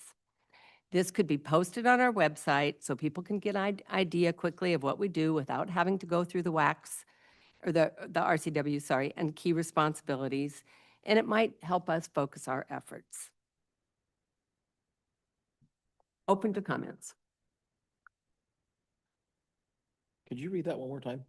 Yeah. I would be happy to. And this comes from some of our key responsibilities in RCWs. So the Cowlitz County Board of Health sets policy and provides oversight in matters that affect the quality of life and health of Cowlitz County residents.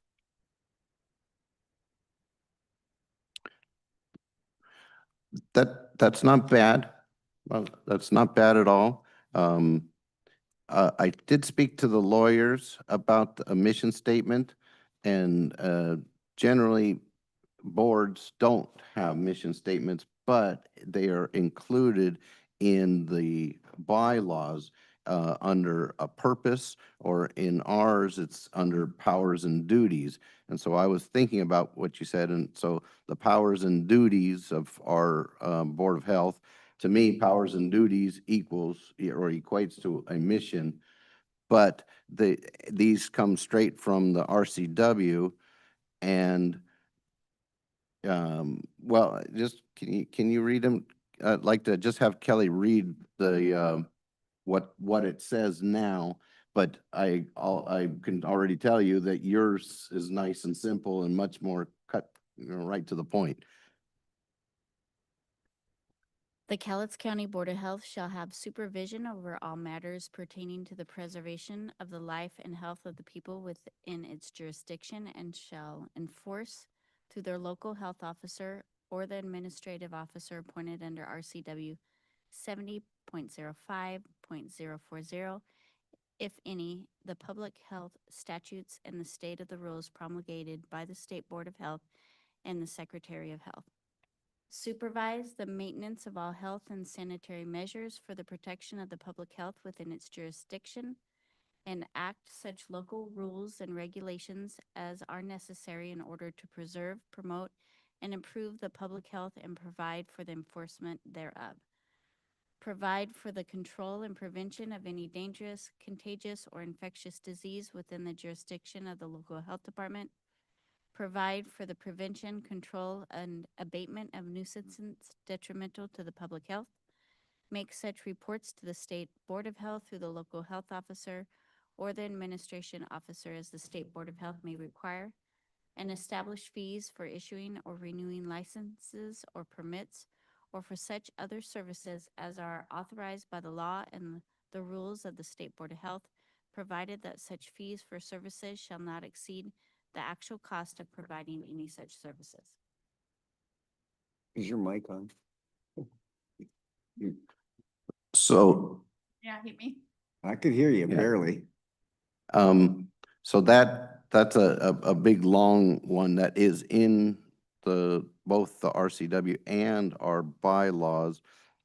If we wanted to add another mission statement somewhere else, like you say, on the Board of Health website, something like that. Well,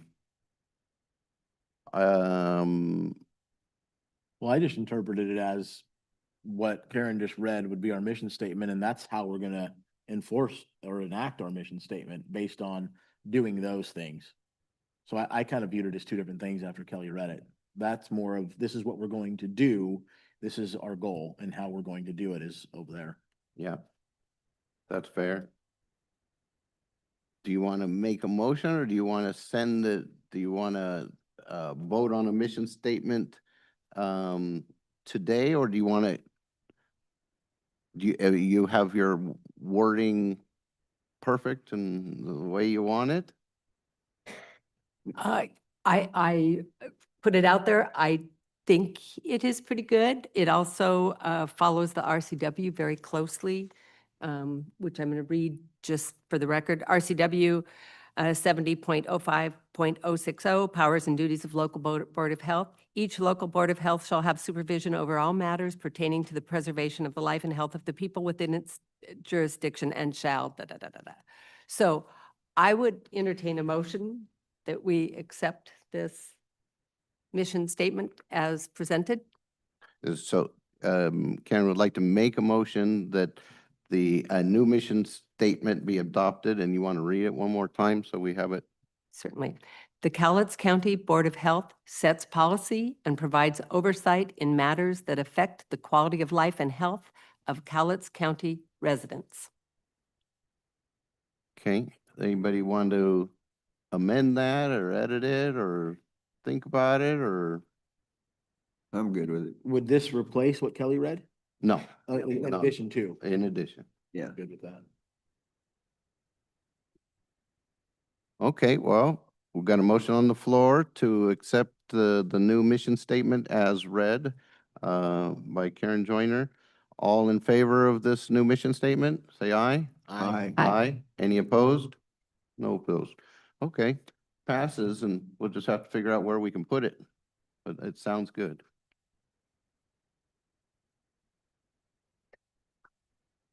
Yeah, maybe we can change the purpose. Okay. Yeah, maybe we'll cut down some, hey, I like that, cutting down stuff off the website so we can take this and change it to a couple sentences.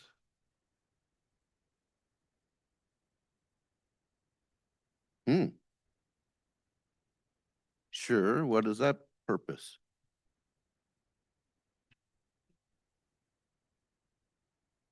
Is that in the bylaws or the RCW?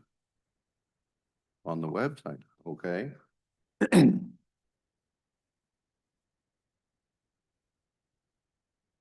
I see, yeah, the board ensures orderly growth, prevents illogical extensions of services, and protects the interests of local communities. When did that, I haven't seen that one myself. Carol knows about that. I think I had pointed out something recently that was copied and pasted from the Board of Equalization page. So I think that may need to be adjusted. So would that sound good to you, Karen, to replace that purpose? Oh, there we go. So now we I got. think that would be wonderful. Instead of that purpose that we just really doesn't fit us, that we replace that with mission statement. Excellent. So, Yeah. so yeah. All right. Well, so we voted on it and now we know where it's going to go. And okay, that sounds good. Thank you for that.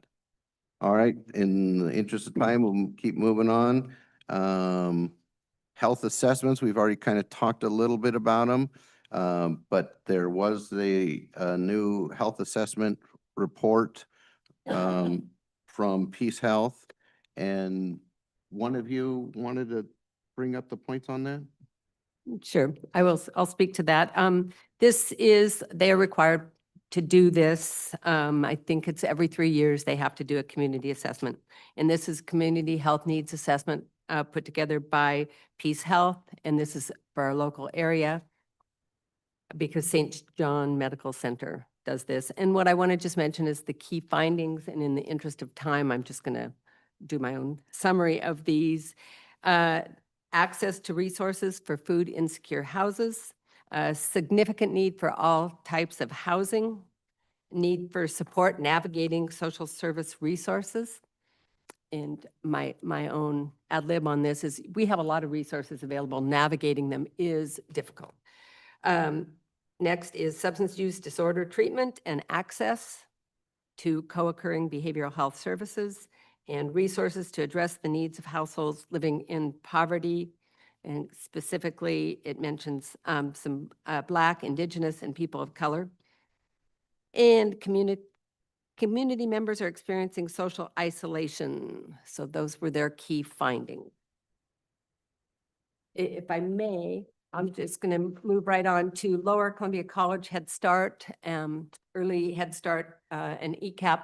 They also have to do a community assessment and their 2025 update.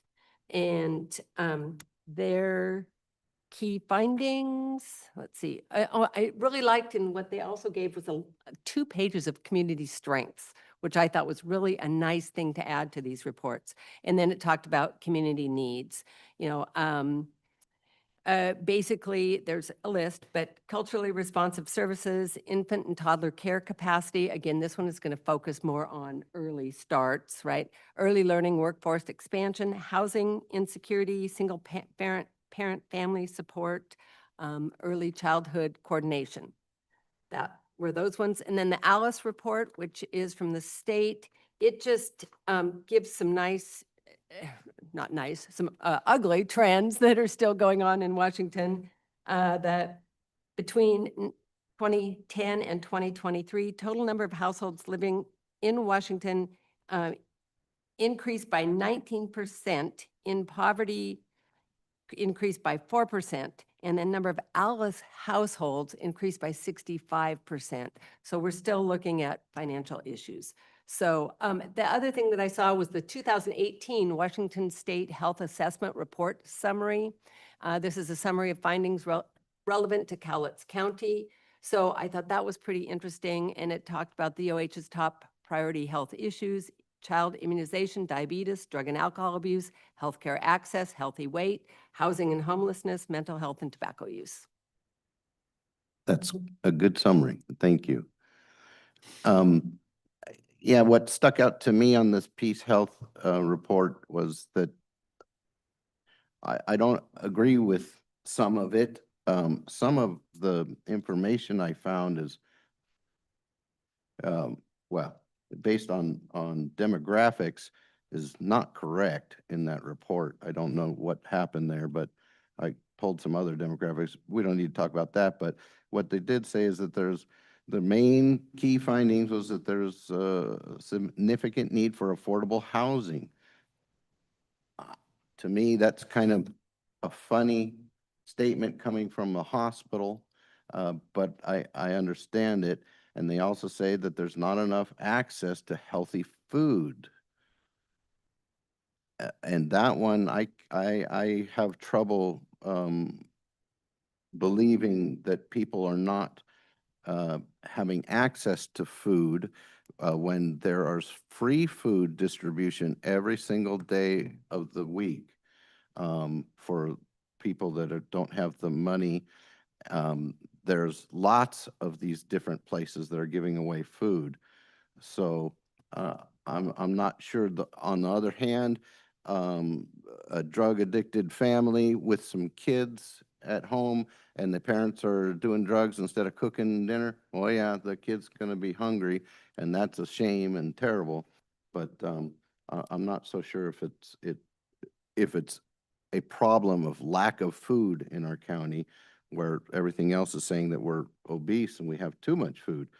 I will applaud Peace Health, though. They did mention the mental health needs of our community, especially children, continues to be higher each year. So I like what they say there.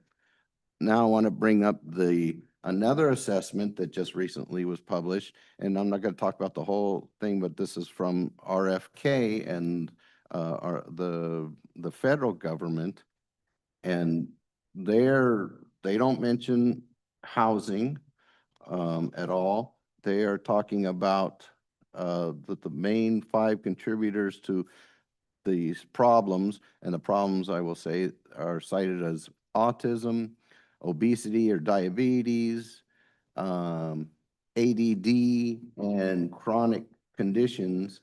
And they are reporting that most of the things that are contributing to these problems are unhealthy food, preservatives, dyes, artificial sweeteners, pesticides, lack of exercise, and excessive radiation exposure. That's the kids getting the stupid cell phones in their face all the time. Chronic stress and over-medicalization. So these are 2 reports from 2 big organizations, and they really say some different things.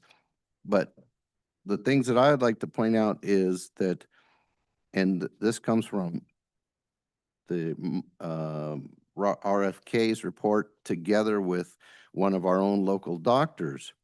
And they say that in 1968, approximately around 1968, 1 in 10,000 people had autism. Today, it's 1 in 30. 3% of the population was diabetic or obese. Today, it's over 60%. ADD was rare. Today, it's 8% of girls and 14.5% of boys. So when I read that, my first question, I guess, to you, Dr. Krager, is that true? And is that what we're seeing in our county? That would be a great question for our community health assessment. No, because I don't have the numbers off the top of my head.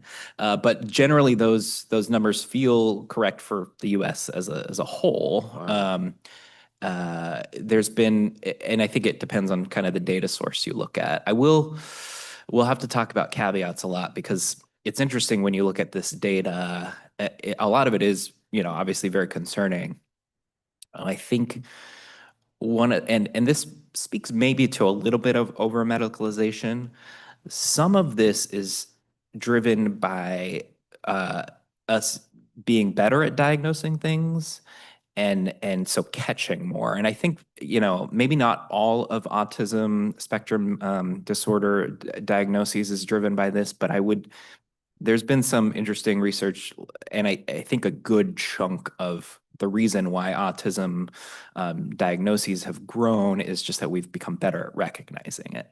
I'm not saying that's all it is, but I think that's a good chunk of it.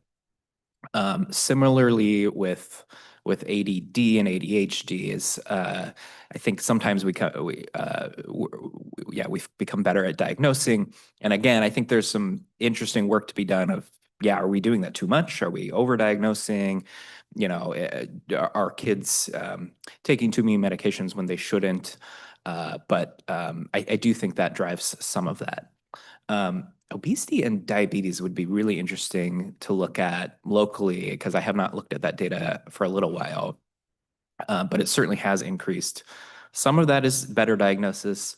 Some of that is us living longer in general. Just as you age, you're more likely to gain weight and you're also more likely to have diabetes. But we also have significant problems with obesity, and that is multifactorial. But yeah, I'd be very curious. That 60% is well, I don't think it's 60%. I think if you look at the data nationwide, I think it's around 30% obese and about 30% overweight. Yeah. That sounded more like Yeah. When I read this, it's a 60%. That's a lot. And we've made some progress, not necessarily progress, but we've at least flattened. Whereas, our rates of obesity as a country had been growing quite a bit. And if you look at the last few years, this at least has kind of flattened off. Yeah. I might add too that the medical definition of obese is 20% over ideal body weight.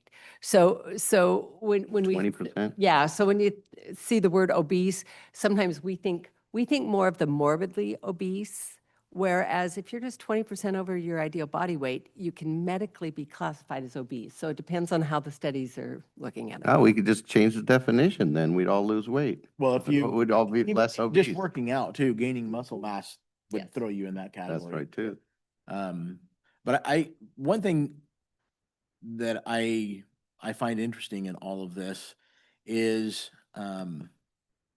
diabetes, obesity, the things that we're talking about, enforcement. Usually it takes an outside factor, and the enforcement is a byproduct of our own decisions. I'll give you an example. I went to the doctor 2 years ago, and my A1C was 10.5, and my blood sugar was almost 300. I haven't had a soda pop since then.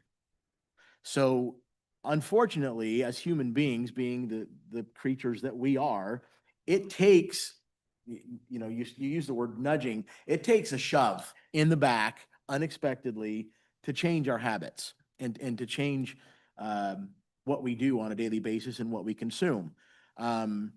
There were a ton of healthy food options for me prior to that. I just never went there for a lot of reasons, not just because it was convenient, but mainly because I didn't have time to make a meal when I'm on the go all the time, and it was convenient. The price of the food didn't really matter to me at the time, because it was, I just got to eat because I've got to be somewhere. So our lifestyles also play a huge role into our decision making and how we factor in what we eat on a daily basis that contributes to the diabetes and the obesity and to the things that we're talking about. But in my mind, what this all boils down to, and Dr. Krieger, you said this, and Karen, you summarized it, is I view our role as just providing options to people, being able to provide them healthier options so that they can choose. They may not choose that option today, but eventually a doctor visit or two later on down the road, they're probably going to have to. The choice will be made for them, or, they're going to graduate. But nonetheless, I look at one of our major roles after today's conversation is really just being able to provide options to people, and then they're going to choose what they're going to choose. Yep. Is there, sorry. No. Okay, anything further on those assessments? Just wanted to bring them up, and I have a note here that I wrote that says that one of our duties or one of our jobs as Board of Health is to provide the public with the best available science, including differing viewpoints, so the citizen and his or her doctor can choose their best path. So Board of Health, we can't make people healthy, but I do like that you can nudge, you can steer, and offer, I think just the pathway, although there's not a lot of people, not everybody can get to that pathway, but maybe have her just put a picture up there and say, hey, everybody go out for a walk. If I think if a doctor says that enough times to you, or anybody says it enough time, maybe there'll be some kind of influence pushing you to do something good. Okay, so then I go to the last thing, but I see that the people have already left, and I heard before the meeting that you guys were already talking about the mental health facility that has been proposed. All I wanted to do here was to see if the board wanted to take that up as a workshop. Thank you, workshop. Is that something the board wants to look further into? I'm looking at The commissioners are looking Yeah, at. I was gonna say, would that be better addressed at the commissioners level, like have a workshop at that Absolutely. level versus our level? It was Just a- Rick's suggestion. Rick told me to bring that up, that the Board of Health would open up a workshop, because it includes the BOCC, and the workshop can start looking into feasibility of doing something. Options. Yeah, I'm I'm, not opposed to it. yeah, I'm open to it. Yeah. I don't know that I'm not one to have meetings just to have meetings, Yeah. but I'm not opposed to that, because I think it does fall under the purview of what we're talking about right now. Yeah, I think it does come under the Board of Health, and I think if they've already given the presentation and I've read through it, but to workshop it through, maybe with the doctor as well, helping us through that. I've heard it so much brought up, and then again before the meeting, I heard it being talked about again. So I kind of think that at least we put something official, that they had a whole meeting dedicated to just one subject. Yeah, is that I'm getting some head nods. Yeah, okay, well, so then I'll go ahead and make the next meeting, I guess, will be a workshop to discuss what did they call it? Mental health. Behavioral health, Cowlitz County Roadmap, or some kind of mental health, behavioral health. Is there a chance, Kelly, that I hate to wait another month to discuss it again? Like, is there, calling an earlier one? Yeah, I don't know what people's schedules are like, and I don't want to have a meeting just to have a meeting either, but I feel like there's a little bit of momentum and you've had a number of people here talking about it. If we wait another month, I don't want it to sort of, fizzle. So Yeah. is there a chance that it can be sooner, or I don't know how those scheduling those things work. I'm okay with that. I'd say we'll take it offline and we'll work with the clerk to see everybody's schedule and see if we can find one. I know it's tough to find the place for the not place, but the time for the meeting. But yeah, going earlier is not a Yeah. bad idea at all. I would maybe suggest if it worked for people to have it maybe like right after one of the regular BOCCs, because that tends to be when people come and having another day to come into town, another day for a meeting sometimes is tricky. So if that works for people, that So maybe we can find a light day on the BOCC day. Well, some of the earlier comments, Larry Crosby specifically said, basically he's expecting a response every week. So That's the pressure that I was feeling a little bit, and that's why when I was speaking to Commissioner Dahl, he said maybe we should put it a Board of Health workshop. And so earlier, I like that idea too, if possible. So let's summarize it as that we will set up a workshop for the Larry's project. I don't want to call it Larry's project, a mental health facility concept as soon as possible. And if worse comes to worse, if we can't go, we'll do it at the next Board of Health meeting. Kelly, another thing, the document that he handed out, I think, to the 3 commissioners. Is there a chance that can be forwarded to the whole board so everybody's kind of starting at the same page? I don't know. Yeah, absolutely. That should be too. That's the Behavioral Health Cowlitz County Roadmap. Can you send that out to everybody? Thank you. Sorry for putting a lot on you. Okay, we're gonna have a lot of reading. Carol. If I may, in August for the Board of Health, no, July, sorry, I'm jumping a month ahead.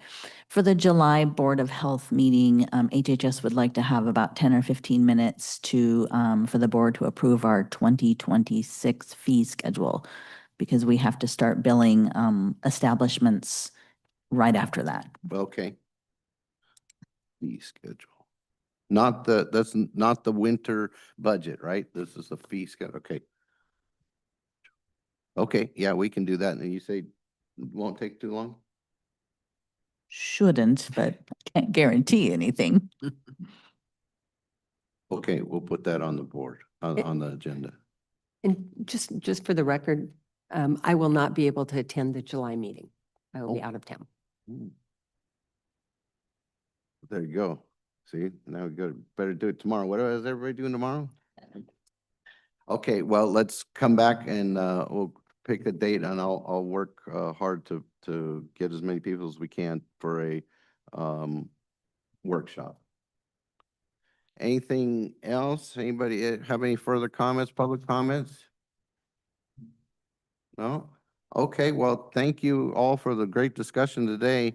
And we will adjourn this meeting now at 11:08. Thank you very much for everybody.